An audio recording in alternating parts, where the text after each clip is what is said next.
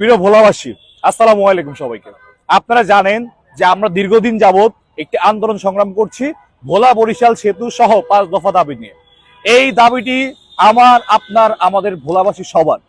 আপনারা জানেন যে সরকার আমাদের সাথে কোনো নেগোসিয়েশনে বসতে চাচ্ছে না, কোনো আলোচনায় বসতে চাচ্ছে না, এবং সেতুটি আমরা পেতে যাচ্ছি না। আমরা ভোলাবাসী, আমরা বীর সন্তান। আমরা কিভাবে আমাদের দাবি আদায় করতে হয়, আমাদের অধিকার আদায় করতে হয়, সেতুটি আমাদের অধিকার। তো সেই অধিকার আদায় কিভাবে করতে হয় সেটি আমরা জানি, এবং আপনারা প্রস্তুত থাকুন। আমরা আমাদের সর্বোচ্চ চেষ্টা দিয়ে সর্বোচ্চ আন্দোলন গড়ে তুলবো এই সপ্তাহের মধ্যেই, ইনশাআল্লাহ। আমরা এতদিন যাবৎ যতটুকু সম্ভব ছিল ধৈর্যের সাহায্যে আমরা সংহতি প্রকাশ থেকে শুরু করে সকল স্তরের মানুষের সহযোগিতা পেয়েছি, কিন্তু আমাদের ধৈর্যের বাঁধ ভেঙে গেছে, আমাদের দেয়ালে পিঠ ঠেকে গেছে। সুতরাং আমরা আর ঘরে বসে থাকবো না। আমাদের দাবি আদায়ের জন্য যা যা প্রয়োজন ভোলার সর্বস্তরের জনগণকে সাথে নিয়ে সেটি করতে আমরা রাজপথে আবারও লড়াই করতে নামবো। আপনাদের সাহায্য সহযোগিতা কামনা করছি।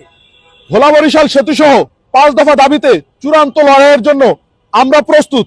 আপনি প্রস্তুত তো? আমার জীবন থাকতে, আমাদের জীবন থাকতে আর 22 লক্ষ মানুষের একটি প্রাণও আমরা বিনা চিকিৎসায় মরতে দেব না। একটি মায়ের প্রাণও আমরা বিনা চিকিৎসায় মরতে দেব না। একটি শিশুর প্রাণও আমরা বিনা চিকিৎসায় মরতে দেব না। ভোলাবাসীর প্রাণের দাবি আদায়ের জন্য এবং 22 লক্ষ মানুষের জীবন রক্ষার জন্য আমরা আমাদের জীবন দিতে প্রস্তুত রয়েছি। হয় সেতু, হয় সেতু, হয় সেতু। এই আমাদের দাবি, আমাদের দাবি মানতে হবে, মানতে হবে।